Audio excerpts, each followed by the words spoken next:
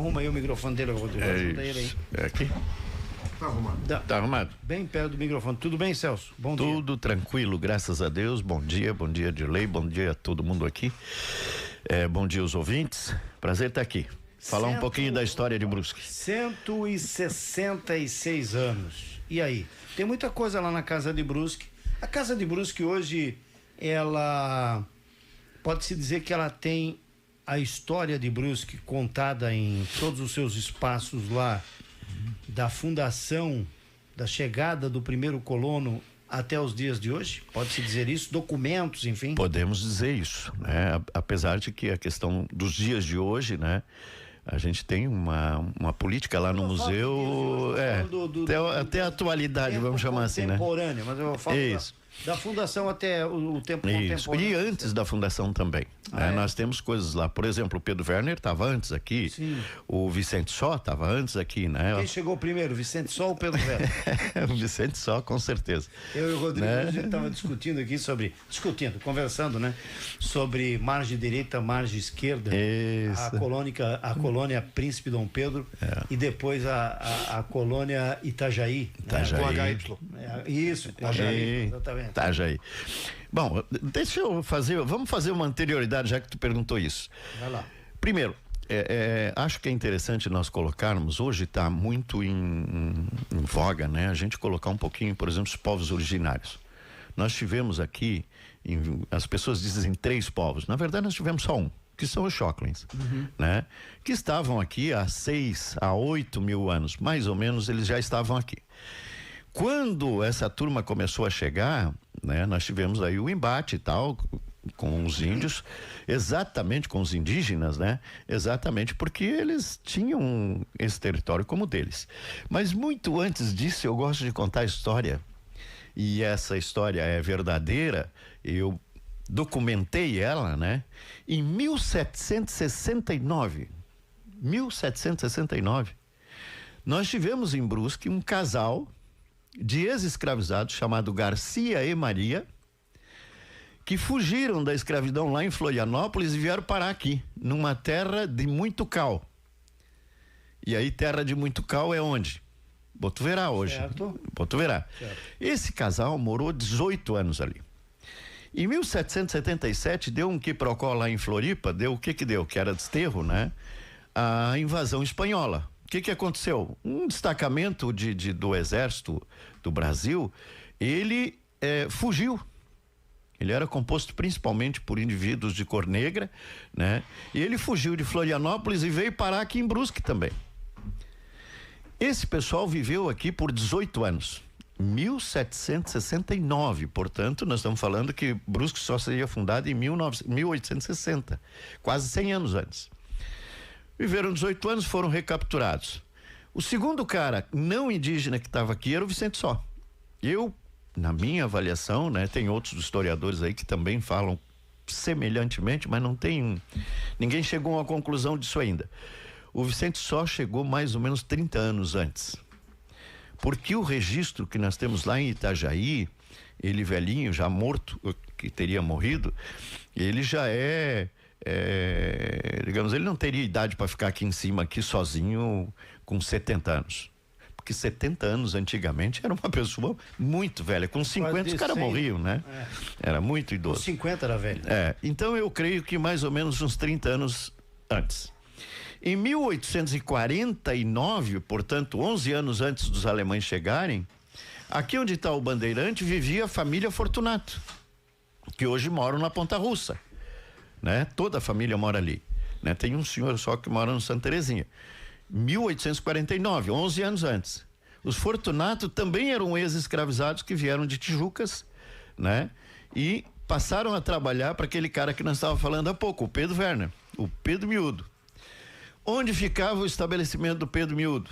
Aqui, onde nós temos hoje a Schlesser aqui, a Vila Schlesser, nessas imediações, a Praça Vicente Só, por aqui. O Vicente Só vivia lá em cima, onde é a igreja católica hoje, né? E aí sim, em 1860 vem o Barão, com os 55 imigrantes. Outro dia foi lá no museu um cara disse, mas espera aí, vocês estão contando a história errada, cara. O Barão não trouxe 55, era 59. Meu, todo mundo ficou apavorado, né? Porque há um registro de que o Barão trouxe 59 imigrantes. Só que todo mundo conta a mesma história. Chegou 55 a Brusque. Onde é que ficou os 4? Ficou em Floripa. No desterro da época, né? Então, os alemães que chegaram aqui, vindos de Baden, eles chegaram e fundaram oficialmente o município. Mas antes disso, nós tivemos o Pedro Miúdo, que nós estávamos falando agora há pouco, o Pedro Werner, né? O França Lentien, né? Que tinha uma serraria grande aqui, porque o negócio antigamente aqui, o primeiro ciclo econômico nosso foi madeira. Tu imagina a Mata Virgem, o quanto esses caras não faturaram com madeira. França Lentien e o Paul Kellner, que é outro cara que trabalhava, que tinha engenho aqui também. Então, antes da chegada dos alemães, nós tivemos esse povo todo aí que eu falei. Depois, sim, Brusque só era Brusque do lado esquerdo do rio. O lado direito não era Brusque, era a colônia Príncipe Dom Pedro. Lá só ficou quem falava alemão. Quem falava alemão lá de lá do rio, no lado esquerdo. Do lado direito, eles jogaram aqui vários povos. Aí nós tivemos 69, 1869, os poloneses. Antes disso, os americanos, né? Que veio junto, franceses. Por exemplo, aquela família que faz ali de Leio, que faz aquela casa toda enfeitada ali, que eles dizem que são os Demarque. Não são Demarque aqueles caras, eles são Demarché, que é outra coisa, são franceses, né? Nessa época vieram franceses, irlandeses, americanos, um pessoal de fala inglesa, aqui para Águas Claras. Ali onde tem a escola Padre não sei o que Steiner ali, lembra? Ali era a sede, ali tinha o barracão. Luiz Gonzaga Steiner, né? Luiz Gonzaga Steiner, saída ali para Dom Joaquim, aqui no lado esquerdo. Essa colônia aqui, ela não deu certo. Não deu certo por vários motivos. Primeiro, era uma coisa montanhosa, né? Ninguém conseguia plantar naquelas montanhas aí. Tanto que no final, quem conseguiu se adaptar ali foram os italianos, os bergamascos. Por quê? Porque lá na Itália eles já estavam ambientados com montanha. Então eles acabaram se dando bem ali. Mas o restante, poloneses, americanos e outras coisas mais, não deu. Atravessaram o rio. E por um outro motivo muito sério. Os administradores, diferente do Barão Schneeberg, o Barão sempre foi um cara que deu o DNA para a cidade, mas um cara muito sério na questão da nova colônia. Mas do lado de cá, os diretores das colônias aqui eram tudo gente muito ruim. Mas era subordinado a Desterro, então? Sim, diretamente. Era uma colônia era como subordinado de Itajaí. O que me chama a atenção, sobre você contando a ordem cronológica da coisa, né? É que é o seguinte, não sei se a ordem é essa. Tijucas faz um 66 antes. Itajaí faz um 66 no dia 15 de junho, se não me engano. Sim. E Brusque 4 de agosto. Então olha só, chegou em Tijucas, já subiram para Itajaí e junho, julho e agosto. Em menos de 2 meses, em 40 dias, já mandaram o pessoal subir o rio. Veja, tem uma outra coisa interessante assim, ó. Primeiro, a gente, claro, nós hoje lidamos com datas e fundação oficial. Mas vocês já viram que a fundação oficial de Brusque não foi essa, foi outra, né? Mas a fundação oficial, organizada, que administrativamente foi com 1860.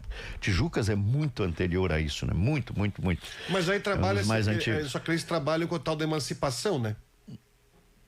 Itajaí, exatamente. Mas acontece que a emancipação de Tijucas... Não, mas não é emancipação não, Rodrigo. Mas Tijucas também tem um 66.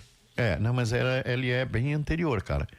Bem anterior, por quê? Porque essa região de Tijucas, ela era parte da grande Florianópolis, que hoje a gente... continua, na verdade, até hoje, né? Mas ela já tinha ali um foco muito forte, ele chamava de fogos, né? Antigamente, um fogo muito forte dos açorianos portugueses. Tijucas era maior que Brusque. Muito maior, muito maior. Mas vê, aí tu tocou num assunto interessante. Por exemplo, Itajaí. O Cabeça de Vaca, que foi um caminhante, né? Que era um espanhol. Ele já passou em Itajaí mais de 100 anos antes.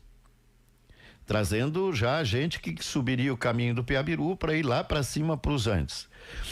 Já tem registro disso. Já tem registro, por exemplo, de Itajaí, do pequeno porto, bem antes, porque quando os alemães chegaram ali, eles foram acolhidos aí em Itajaí, já por famílias que moravam ali, né? Deixa eu só te interromper. O Anderson tá lá ao vivo, lá no centro da cidade, né?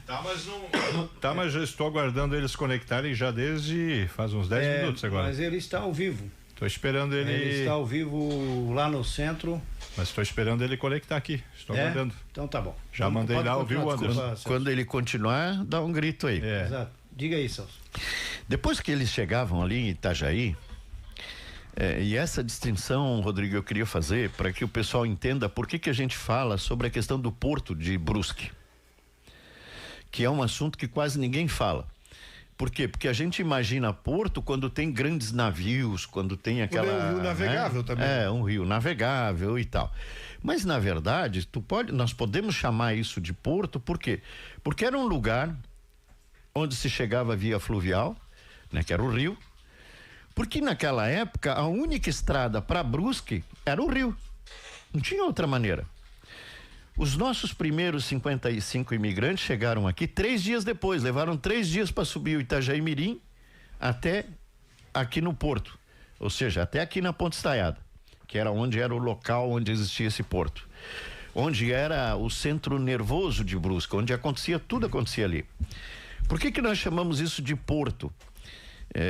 Claro, porto não no sentido clássico da palavra, né, porto de mar, mas porto de água doce, porque ali chegavam as informações, chegavam os imigrantes, chegavam os mantimentos, que inicialmente foi muito necessário, chegavam as ferramentas e ali principalmente se fazia comunicação com o mundo.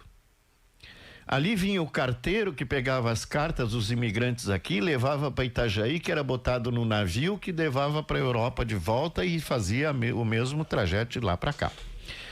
Ali se começou a exportar o que nós produzia. Brusque, já nos primeiros 10 anos, ele foi um dos maiores exportadores de charuto. Lá na casa de Brusque, quando vocês forem lá e quando as pessoas forem lá, vão ver lá aquelas tábuas de produção de charuto.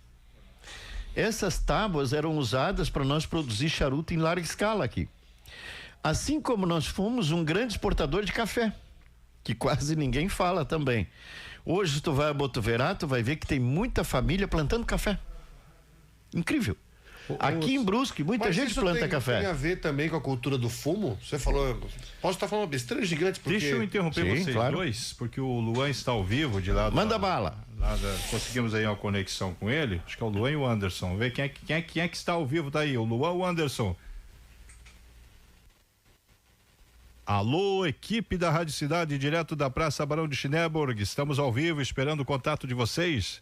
Não, mas na verdade eu vou fazer a pergunta, eu vou mudar um pouquinho. Vai. Porque você falava, eu vou te perguntar porque eu acho interessante. Aí daqui a 5 minutos a gente faz o intervalo. Porque tu sabe que a história de Brusque, tu sempre tem alguma coisa, tu aprende, tu sempre tem alguma coisa que tu desenvolve. Verdade. Porque você falou sobre essa divisão divisão administrativa dos dois lados do rio. Mas aí eu fiz uma pergunta que eu não sabia, que eu acho que... Quando é que é datada a primeira ligação do rio, com a primeira ponte? Até quem pagou, tem uma história, quem pagou a primeira ponte que foi colocada aqui na cidade? A primeira ligação, primeiro, quando unificou, que a unificação aconteceu de fato em 1872. Século XIX. Aí o que eles fizeram? Fizeram uma balsa. Tem uma foto muito bonita até de 2 cavaleiros assim, e o rio atrás e a balsa aparecendo, né? Que ligava os 2 lados. Porque de fato não tinha ligação nenhuma, tá, Dilei? Era 2 lugares bem... Ninguém batia papo com ninguém. Só de canoa. Do negócio, e olha lá. Em 1905, só em 1905 é que aconteceu a primeira ponte, é que foi feita a primeira ponte.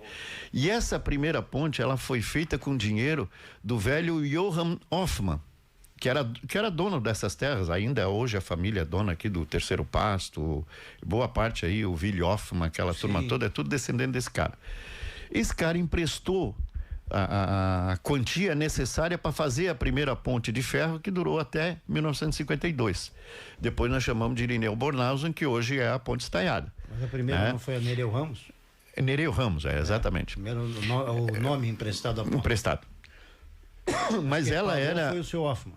Pagou foi o seu Hoffmann. Quem tem esse registro original é a dona Tesca, que mora aqui em frente ao Bandeirante, ainda hoje, aquela Aquela casa linda que tem. Isso. Dizem, né, que no sótão dela tá lá toda essa documentação. Que, aliás, é dinheiro que nunca foi pago.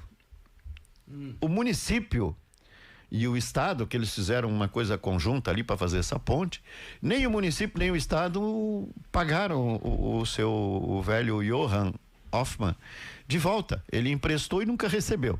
Isso deixou ele muito chateado, tal, né? Imagina a quantidade, porque se for para construir uma ponte é 50 milhões, 60. Isso. Imagina quanto não foi. Para aquela época, eu dizia pro Rodrigo, naquela época, primeiro, o cônsul era o cara mais abonado da cidade e o segundo era o seu Hoffmann, né? Que era o cara que tinha, porque ele ganhou uma herança muito grande vinda dos Estados Unidos, né? Da família Eichler. Essa família, o velho Eichler era padrinho dele. E quando morreu, deixou essa herança para ele. Ele foi lá, buscou essa herança e veio aqui e comprou essas terras todas da família Werner. Porque isso aqui era tudo dos Werner, né? Comprou dos Werner.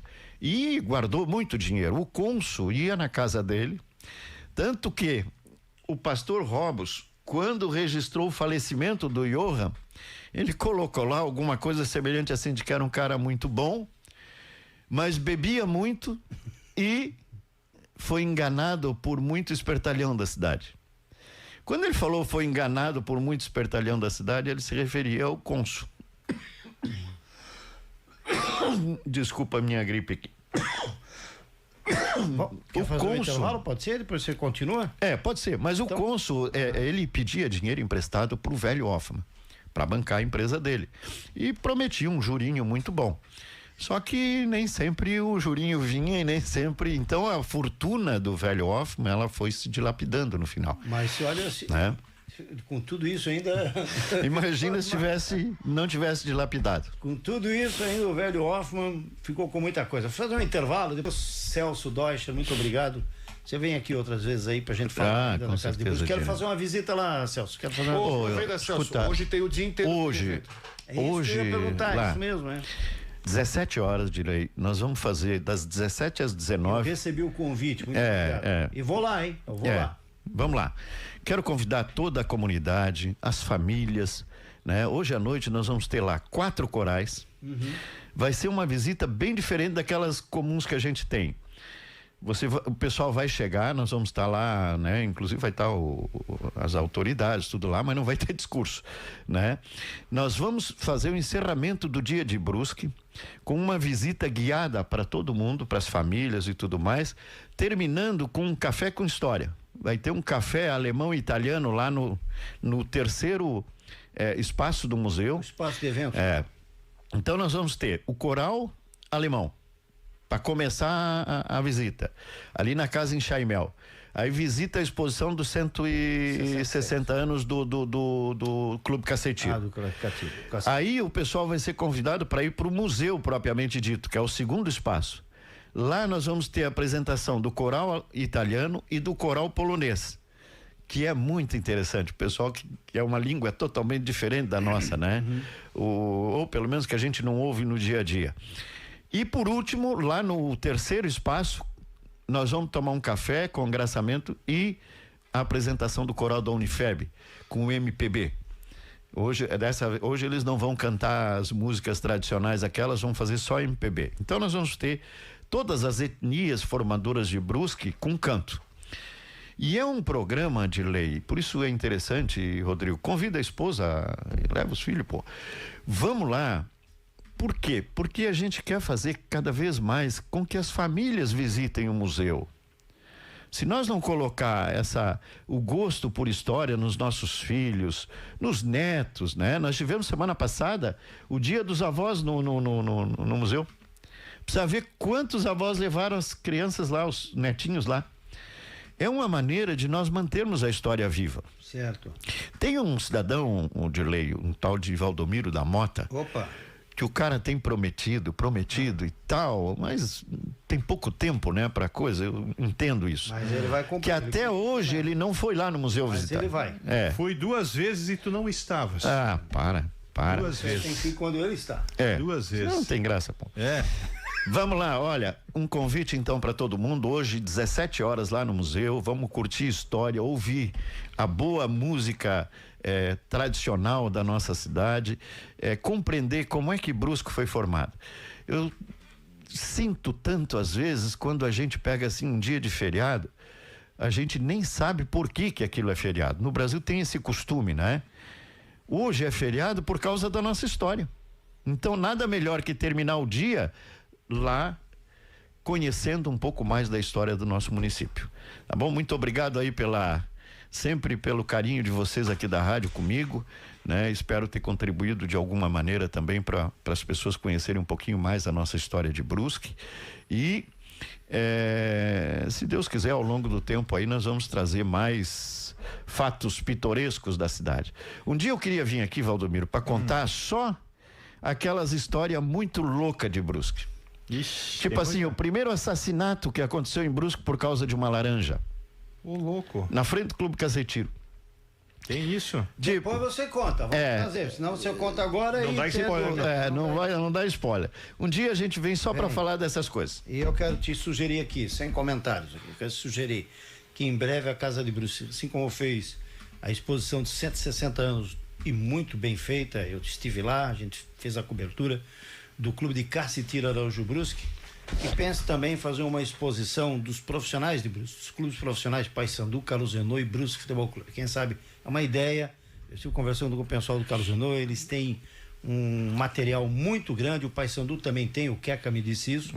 E agora com o Brusque aí na parada, inclusive fazendo uma campanha muito bacana, e sugerir aniversário do Paysandu em dezembro, aniversário do Brusque em outubro. O aniversário do Carlos Renault já passou, mas quem sabe fazer aí uma exposição. Uma exposição sobre isso. E vou até, uma coisa que eu sinto muito falta lá, Dirley, sabe o quê? Nós não temos um espaço para a imprensa, já notaram? Até hoje nós não criamos um espaço museológico, digamos assim. Olha os rádios antigos, eu sei que tem gente que guarda rádio antigo em casa. O Negão Valendowski aqui atrás guarda. Quantas outras pessoas guardam, por exemplo, resquícios da história da imprensa de Brusque? Sim. Né? E que nós não temos nada, nem memória muitas vezes tem. Né? Vem aqui, vocês falam na rádio, daqui a pouco, hoje, graças a Deus, tem a internet que guarda alguma coisa. Mas, por exemplo, rádios, microfones, imagens. Eu acho que é outra coisa, junto com essa tua sugestão, que eu vou levar e vamos pensar. Boa. Meu caro Rodrigo Santos,